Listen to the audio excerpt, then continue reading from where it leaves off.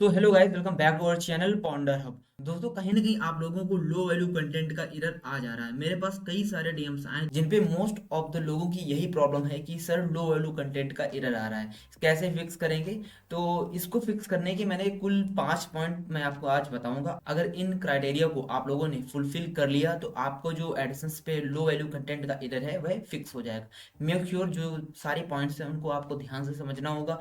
एक एक क्राइटेरिया पे ध्यान से काम करना होगा, जिससे कि क्या होगा, जो आपकी वेबसाइट है वह एडिसेंस अप्रूव्ड होगी। थोड़ा सा टाइम लेगा बिकॉज ऑफ आपने जो कंटेंट डाल रखा है तो उसको आपको एनालाइज करना होगा। देन आपको वहां पर सारी चीजें रीराइट करनी होगी। और जो हमारे 5 पॉइंट होने वाले हैं वह हैं, क्या होती हैं पॉलिसीज, क्यों आता है लो वैल्यू कंटेंट एरर, क्या पॉलिसीज मैटर करती हैं, और अगर करती हैं तो कितनी करती हैं, और कैसे फुलफिल करेंगे क्राइटेरिया को। इन पांचों पॉइंट को हम लोग कवर करेंगे। इसके बाद आप जिस लेवल पर होंगे वह लेवल आपका होगा, आप अपने ब्लॉग का लो वैल्यू कंटेंट एरर को फिक्स कर पाएंगे। मेक श्योर मैंने पहले भी इस चीज़ को बोला है कि ये सारी अगर क्राइटेरिया को आप लोगों ने फुलफिल किया ईमानदारी से तो आपका लो वैल्यू कंटेंट का एरर फिक्स हो जाएगा। इस पर किसी भी तरह का कोई भी पार्शियलिटी ट्रांसपेरेंसी नहीं होगी। Okay, so let get start the video. So जो हमारा पहला पॉइंट है कि लो वैल्यू कंटेंट एरर क्यों आता है।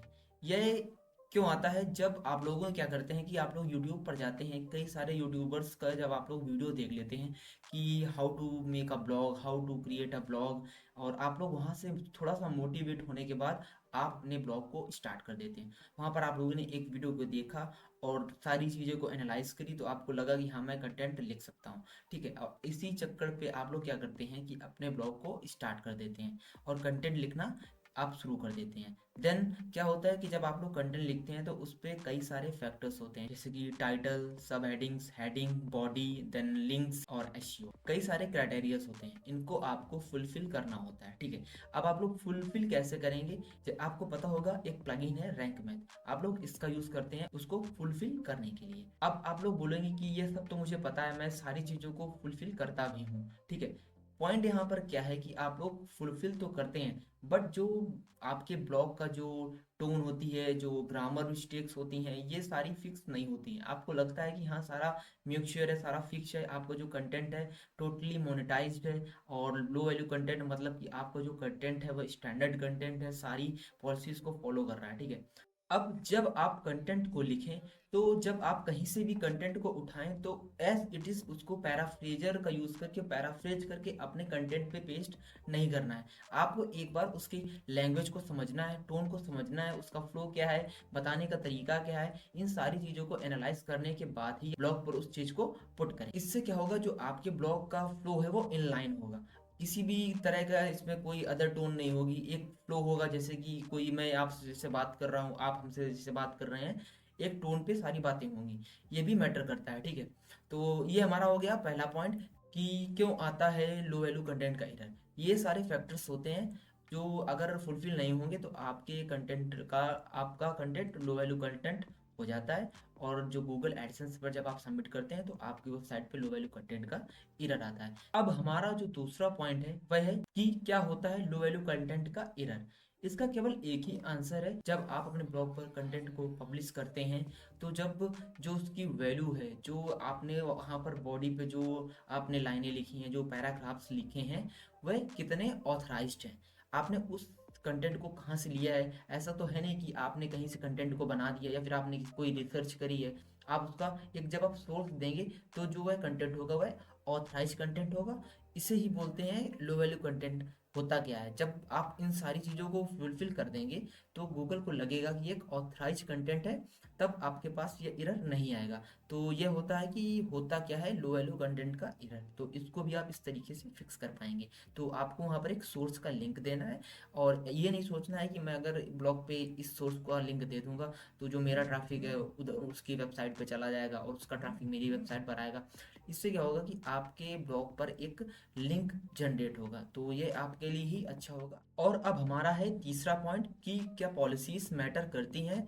तो जी हाँ, पॉलिसीज मैटर करती हैं। बिकॉज ऑफ जब आप कोई भी अगर ब्लॉग को बनाते हैं, मान लेते हैं आप लोगों ने कोई सेलिंग के लिए वेबसाइट बनाई या आपने कोई रिव्यू की वेबसाइट बनाई। मेरे पास एक डीएम आया हुआ है रिव्यू से रिलेटेड, तो इसको भी मैं कवर कर दे रहा हूँ यहाँ पर।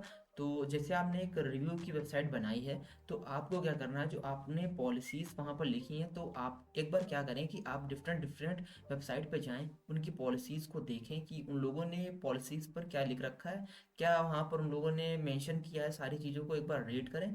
देन अपनी जो पॉलिसीज़ आपने बनाई है, पेज बनाए हैं पॉलिसीज़ के, जो होते हैं terms and condition, privacy policies, then about का एक पेज होता है, देन डिस्क्लेमर, और उनकी पॉलिसीज़ के हिसाब से अपने पेजों को डिज़ाइन करिए, ठीक है। तो इससे क्या होगा कि जो आपकी वेबसाइट है वह एक जेन्युइन तरीके से काम करेगी, इस पे किसी भी तरीके की कोई भी फेक इन्फॉर्मेशन नहीं होगी। आप लोग क्या करते हैं, प्राइवेसी पॉलिसी जनरेटर का यूज़ करते हैं और उनकी जो उसने जनरेट करके दे दिया उसको वहाँ पर पेस्ट कर देते हैं, ठीक है। तो ये नहीं करना है आपको, एटलीस्ट आपको कम से कम कुछ नहीं तो 10 से 20 मिनट देना है रीड करने में, उन चीज़ों को रीड करिए एक बार प्रॉपर सारी चीज़ों को। देन वहाँ पर आप अपने अकॉर्डिंगली, माने अपने निच के हिसाब से वहाँ पर अपनी पॉलिसीज़ को बनाइए। देन आप इसके बाद जब आप सारे पेज को कस्टमाइज कर लेंगे, देन आपको गूगल एडसेंस के लिए भेजना है, ठीक है। और एक क्वेश्चन रहता है कि अगर पॉलिसीज़ मैटर करती हैं तो कितनी करती हैं, तो मेरा वन लाइन आंसर रहेगा कि पॉलिसीज़ मैटर करती हैं। अगर आप लोग ध्यान नहीं देंगे, आप ऐसे ही परेशान रहेंगे लो वैल्यू कंटेंट को लेकर। तो थोड़ा सा टाइम दीजिए और प्राइवेसी पॉलिसीज़ के पेजों को ध्यान से बनाइए और गूगल के पॉलिसीज़ को फॉलो कीजिए, अपने वेबसाइट के निच के हिसाब से सारी पॉलिसीज़ को डिज़ाइन कीजिए। तो होप यहाँ तक वीडियो क्लियर होगा, और क्लियर होगा तो प्लीज़ कमेंट यस करिए और बताइए कि आपको क्या क्या एरर्स आ रहे हैं, तो उन पर भी मैं वीडियो आपको डिलीवर करूँगा। और हमारा लास्ट क्वेश्चन जो कि है कि कैसे फुलफिल करेंगे क्राइटेरिया को, पॉलिसीज़ को कैसे फुलफिल करेंगे। तो मैंने most of the question cover कर रखे हैं, उनमें मैंने बताया है कि आप लोग कैसे यूज़ करना है, ठीक है। तो इसका एक ही मेथड है कि आपको पॉलिसीज़ बनाना तो आता नहीं, कि आप लोग कैसे पॉलिसीज़ बनाएंगे।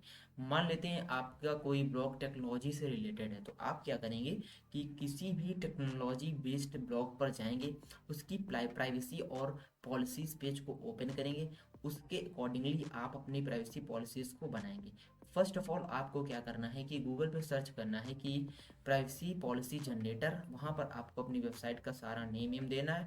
देन वहाँ से जो जनरेट होके आएगा उसको तो आपको डालना ही डालना है। देन आपको जो मैंने पहले बताया कि ब्लॉग पर विजिट करना है, वहाँ से जो क्राइटेरियाज हैं उनको रीड करना है, देन वहाँ से इंफॉर्मेशन को लेकर आप अपने ब्लॉग पर पुट करेंगे, ठीक है। इससे क्या होगा कि जो आपकी प्राइवेसी पॉलिसीज़ के जो पेजेस हैं वह जेन्युइनली क्रिएट होंगे। एक ऐसा लगेगा कि हाँ, एक ये ब्रांड वेबसाइट है और गूगल को उसको गूगल एडसेंस का अप्रूवल देना ही पड़ेगा। तो इन तरीकों को फॉलो करके आप अपने प्राइवेसी पॉलिसीज़ के पेज को जनरेट कर सकते हैं।